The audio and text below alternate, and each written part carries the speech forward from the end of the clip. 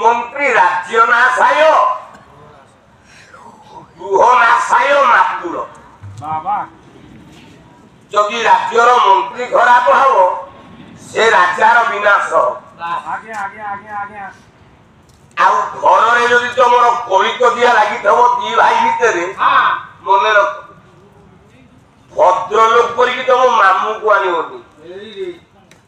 ଯଦି ମାମୁଁ ଭଦ୍ରଲୋକ ହେଇକି ଆଇଲା ସେ ତମ ଗୃହକୁ ନଷ୍ଟ କରିଦବ ପେଟରିଆ ଯୁଗରେ ଗୋଟେ ମାମୁଁ ଥିଲା ତା ନା କାଳ ନେବି ହେଲା ହେଲା ହେଲା ତା ଭଣଜା ହଉଛି ରାବଣ ରାବଣ ରାବଣ ରାବଣ ଶୁଣିଛି ଯୋଉଦିନ ଭାଲୁ ମାଙ୍କଡ ପଶିବେ ଲଙ୍କାରେ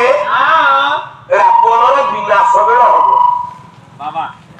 ହନୁମାନ ଯାଇ ପହଞ୍ଚିଲା ଲଙ୍କା ଗଡ଼ରେ ଲାଞ୍ଜରେ ନିଆଁ ଲଗେଇକି ଲଙ୍କା ପଡିଲା ରାବଣ ବିଚାର କଲା କଲା ଏ ମାଙ୍କଡଟାକୁ ଯିଏ ମାରିଦବ ମୁଁ ରାଜ୍ୟରୁ ଓହ୍ଲେଇଦେବି ବାବା ଘୋଷଣାଟା କଲା ତା ମାମୁଁ କାଳ ନେଇ ଆସିକି ପହଞ୍ଚିଲା କଲା ଭଣଜା ମୁଁ ମାଙ୍କଡଟାକୁ ମାରିଦେବି ବାବା ବାବା ନା ଯଦି ମାରିଲ ମାମୁଁ ରାଜ୍ୟରୁ ତମେ ଅଧେ ନେଇଯିବ ଲଙ୍କାରୁ ଅଧେ ତତେ ଦେଇଦେବି ବାହ ହନୁମାନଙ୍କୁ ମାରିବା ପାଇଁ କାଳନେମି ଅସୁର ଗୋଟେ ଡୁପ୍ଲିକେଟ ବାବା ହେଇକି ବସିଲା ହେଲା ହେଲା ହେଲା ହେଲା ତାପରେ ହନୁମାନ କହୁଛନ୍ତି ଅତୁଳିତ ବଳଧାମ ହେମ ଶୈଲାବ ଦେହ ହେଲା ହେଲା ହନୁମାନ ମୁନି ଋଷି ବାବାଜୀ ମାନଙ୍କୁ ସମ୍ମାନ ଦିଅନ୍ତି ବାବା କାଳନେମି କି ମୁଣ୍ଡିଆ ମାରିଲା ବେଳେ କାଳନେମି ତ ଜାଣିଛି ଏଟା ଡୁପ୍ଲିକେଟ ବାବା କହିଲା ବା ତୋ ନା ହନୁମାନ ନୁହଁ ତମେ କି ଯାଇଲ ତୋ ମା ଅଞ୍ଜନା ନୁହଁ ତମେ କି ସବୁ ଯାଇଲ ତୁ ରାମଦୂତ ନୁହଁ ମୁଁ ରାମଦୂତ ଅତୁଳିତ ବଳଧାମ ବାରେ ରାମ ବିଜୟ ହେବା ପାଇଁ ତୁ ପଦ୍ମ ଫୁଲ ତୋଳିବାକୁ ଯାଉନୁ ବାବା ତମକୁ তুমি কিছু ଯାଇଲ ବାବା ତୁ ରୁଦ୍ର ଅବତାର ଶଙ୍କର ଅବତାର ନୁହଁ କି ରେ ବା ତୋ ବାପା ନା ମର୍କଟ କେଶରୀ ନୁହଁ ମୁଁ ସମ୍ପୂର୍ଣ୍ଣ ଆଡ୍ରେସ କେମିତି ଜାଣିଛନ୍ତି ବା ଆଉ କଣ କହିବ ତୁ ପଦ୍ମ ଫୁଲ ତୋଳିବାକୁ ଯାଉନୁ ପାରିବୁନି କାହିଁକି ପାରିବିନି ବାବା କାହିଁକି ବାବା ପାରିବିନି ପାରିବୁ ନେଇ ମୁଁ ପାରିବିନି ମୁଁ ପାରିବି ନାଇଁ ମୁଁ କଣ ପାରିବି ମୁଁ କଣ ପେଣ୍ଠି ଚୁପ ବଡ ପେଣ୍ଠି ଆଉ ପାରିବିନି କଣ ମୁଁ ତ ପଦ ପେ ଯାଉଛି ନେଇକି ଆସିବି ନା ତୁ ବଳ ପାଇବନି ମୁଁ ବଳ ପାଇବି ଆଚ୍ଛା କଣ କଲେ ମୁଁ ବଳ ପାଇବି ଗୋଟେ କାମ କର ଏ ପାଖରେ ଯୋଉ ହ୍ରଦଟା ଅଛି ସେଇ ହ୍ରଦ ଭିତରେ ଯା ବୁଡି ପଡିବୁ ବୁଡି ପଡିଲେ ମୋର ବଳ ହେଇଯିବ 108 ଗୁଡା ବୁଡିବୁ ଆଉ ବୁଡିଲେ ମୋ ଦେହରେ ବଳ ହେଇଯିବ ରାମ ରାମ କହିଲେ ପଦ୍ମ ଫୁଲ ତ ପାଖକୁ ଆସିବ ବାଟ ବାଟ କୋଉ କରି ଏଇ ଦକ୍ଷିଣ ଦିଗ ଦେଇକି ଯା ଆରେ ଆଜ୍ଞା ଏଇ ହ୍ରଦ ଭିତରେ ଯା ବୁଡିବୁ ଚାଲି ଆଉ ସେଇ ହ୍ରଦ ଭିତରେ ଅଭିଶାପ ପାଇଁ ଗୋଟେ କୁମ୍ଭୀରଟିଏ ଥିଲା ସେ କୁମ୍ଭୀରି ସ୍ୱର୍ଗର ଗୋଟାଏ ଅପ୍ସରୀ ବାବା ଅଭିଶାପ ପାଇଛି ପେଟ ପୁରେଇବା ପାଇଁ ହ୍ରଦ ଭିତରକୁ ଯିଏ ପଶିବ ସିଏ ଆଉ ଫେରିବା ନଟ ଦେଖରେ ମାମୁଁ କେମିତି ଡୁପ୍ଲିକେଟ ହେଇକି ବତେଇଛି ତାକୁ କୁମ୍ଭୀର ଖାଇବ କାରଣ ବି ଭାବୁଛି ମାଙ୍କଡଟାକୁ ପଠେଇଦେଲି ପାଣି ଭିତରୁ ବୁଡିଲା ବେଳେ କୁମ୍ଭୀର ତାକୁ ଖାଇଦବ ମୁଁ ରାବଣଠୁ ଅଧା ନେବି ଆଉ କହିଲା କଣ ନେବି କଣ ଭାବୁଛି କାମ ଦିନି ଲଙ୍କା ଗଡ଼ରୁ ଖାଲି ଅଧା ନେବି ନେଇ କହିଲା ବିଶ୍ୱ ସୁନ୍ଦରୀ ଅଟଇ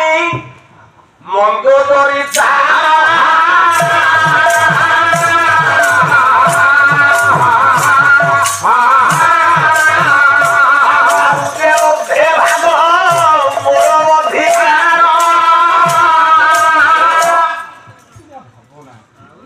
ଇଏ ମଳାସୁର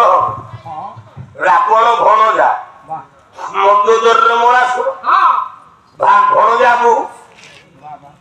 ଏ କାଳନେମି କହିଲା କହିଲା ଗୋପାଲ ବଡ ସୁନ୍ଦରୀ ରାବଣ ସ୍ତ୍ରୀ କଣ ଖାଲି ରାବଣ ଭୋଗ କରିବ ମୁଁ ଯଦି ରାଜା ହେବି ମୁଁ ବି ଭୋଗ କରିବି ଯଦି ସେ ଭାବିଲା ମନ୍ଦ ଧରିକି ନେବି ଭାଗ ଆରେ କୋଉଠୁ କେତେ ବାଣ୍ଟିବେ କେମିତି କଣ କହିଲା ର କେମିତି ବଣ୍ଟା ହବ ନା ଦି ହାତ ଭିଡିକି ଅଧା ଅଧା ହେଲେ ହବନି ନା ଥରେ ଦି ଜଣ ଝଗଡା ହେଲେ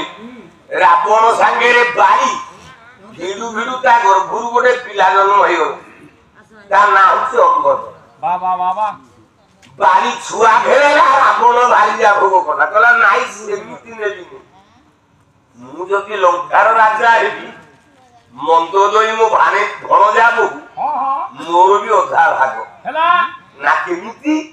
କହିଲା ଏ ନାଭିରେ ସୁଶରୀରତା ହୋଇବ ଛେଦନ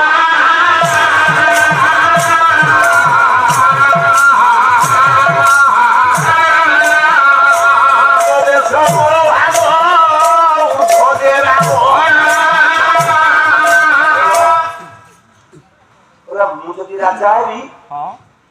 ମନ୍ଦୋଦରୀ ନାହିଠୁ ଛିଣ୍ଡା ହବ ଦି ପାଟେ ହବ